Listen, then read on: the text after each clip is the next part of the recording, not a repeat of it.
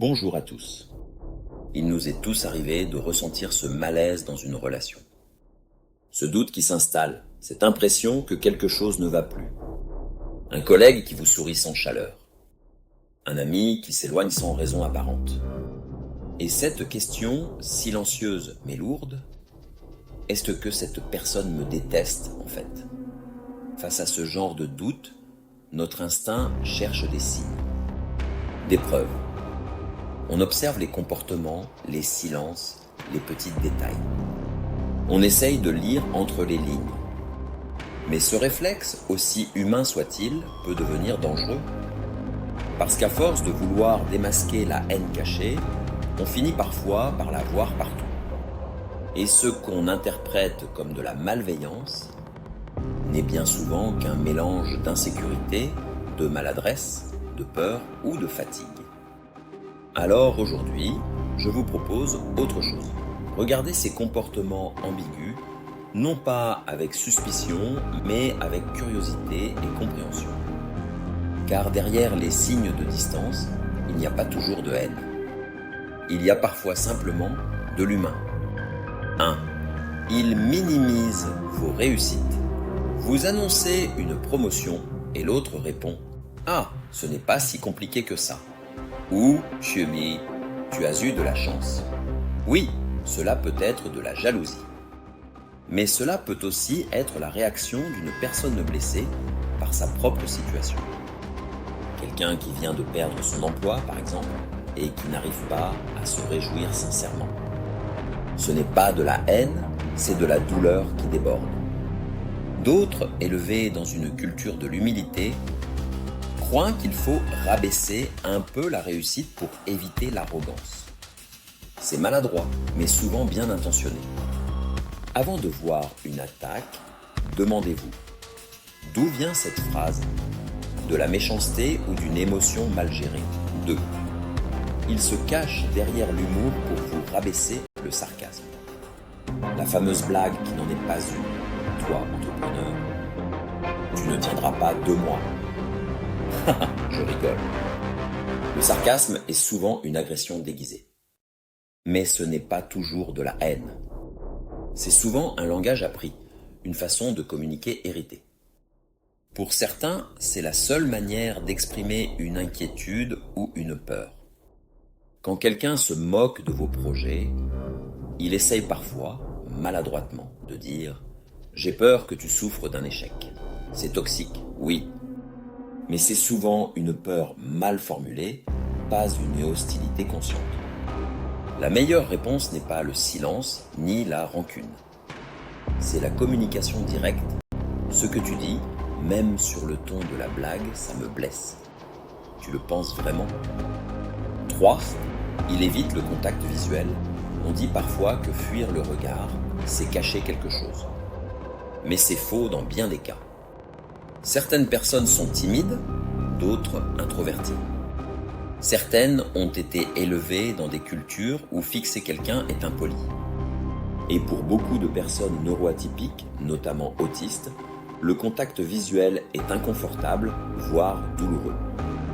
Ne jugez pas la sincérité d'un regard. Jugez la cohérence des actes, la constance dans le temps.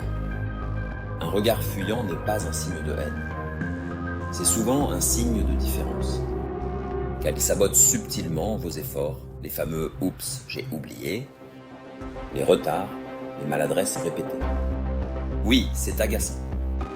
Mais le comportement passif-agressif ne vient pas de la haine, il vient de la peur du conflit. Certaines personnes préfèrent oublier plutôt que de dire non. Elles n'ont pas appris à poser leurs limites. Alors, elles sabotent sans s'en rendre compte. Pas par hostilité, mais par incapacité à s'affirmer. Ce n'est pas un ennemi. C'est quelqu'un qui n'a pas encore appris à dire non. Il vous exclut subtilement. L'exclusion fait mal. Et pourtant, elle n'est pas toujours intentionnelle. Parfois, les autres se rapprochent entre eux sans y penser. Ils partagent des blagues, des souvenirs, et vous vous sentez mis à l'écart. Mais souvent, ce n'est pas une stratégie. C'est juste de la négligence, de l'inattention. Avant d'en conclure qu'on veut vous effacer, osez entrer dans la conversation. Osez dire « j'aimerais bien en être aussi ». Parfois, la porte n'est pas fermée, elle est juste entr'ouverte. Signe. Le silence qui punit, ce silence glacial après une dispute. Ce traitement du silence qui dit « tu ne comptes plus ». Oui, c'est une forme de punition émotionnelle. Mais elle n'est pas toujours calculée. Certaines personnes se murent dans le silence non pour blesser, mais parce qu'elles sont incapables de gérer leurs émotions. C'est un effondrement, un shutdown intérieur. Le problème ici, ce n'est pas la haine, c'est l'immaturité émotionnelle. Et tant qu'elle n'est pas reconnue, la communication reste impossible. 7. Leur comportement sur les réseaux sociaux, ils ne likent jamais vos publications. Ils commentent les autres, mais pas vous. Et aussitôt, le doute s'installe. Mais honnêtement, il faut arrêter de mesurer les relations en likes. Les algorithmes jouent, la fatigue numérique existe, et beaucoup de gens font simplement une pause des réseaux. L'absence d'un cœur sous votre photo ne prouve rien. Ce n'est pas de la haine, c'est de la distance digitale. Ne cherchez pas votre valeur dans un double clic. 8. Les compliments empoisonnés. T'es beau aujourd'hui, ça change. Bravo pour ton projet, pour quelqu'un comme toi. Ce type de phrase pique. Mais elle révèle surtout une estime de soi brisée chez l'autre. Quelqu'un qui a besoin de se sentir supérieur pour exister. Qui ne peut pas féliciter sans rabaisser, par peur d'être diminué par la réussite des autres. Ce n'est pas un ennemi, c'est une personne en insécurité permanente. On ne répond pas à ça par la colère, mais par la clarté. Fixez des limites. Ne tolérez pas l'ironie blessante, mais ne la dramatisez pas non plus. 9. Il transforme tout en compétition. Vous parlez d'un voyage, il raconte le sien, forcément plus grand. Vous réussissez un projet, il en a fait un plus dur.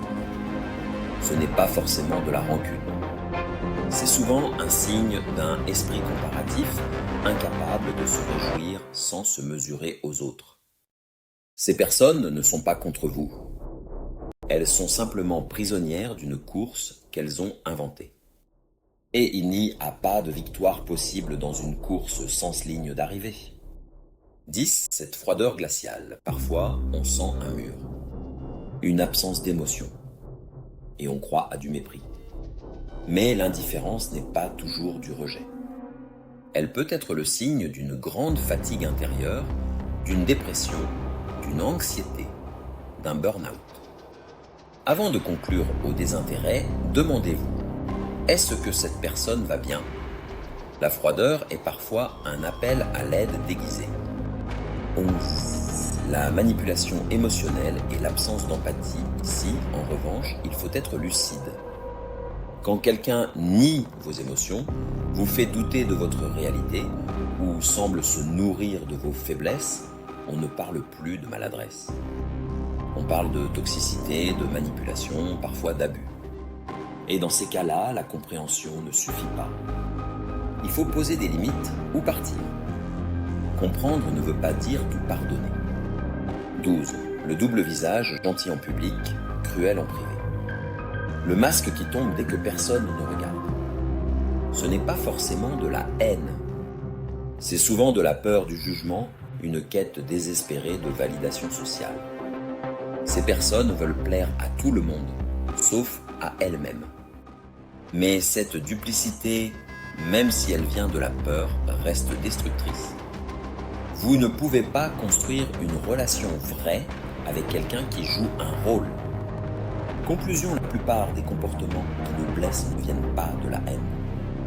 Ils viennent de la peur, de l'insécurité, de la maladresse.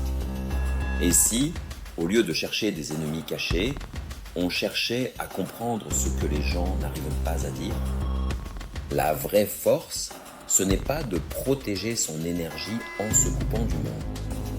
C'est d'avoir le courage d'ouvrir la conversation. Votre collègue est froid.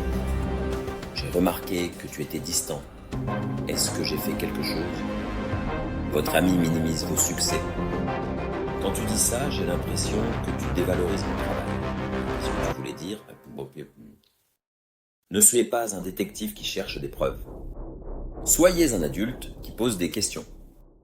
Parce que la plupart du temps, ce qui ressemble à de la haine n'est qu'un manque d'amour mal exprimé.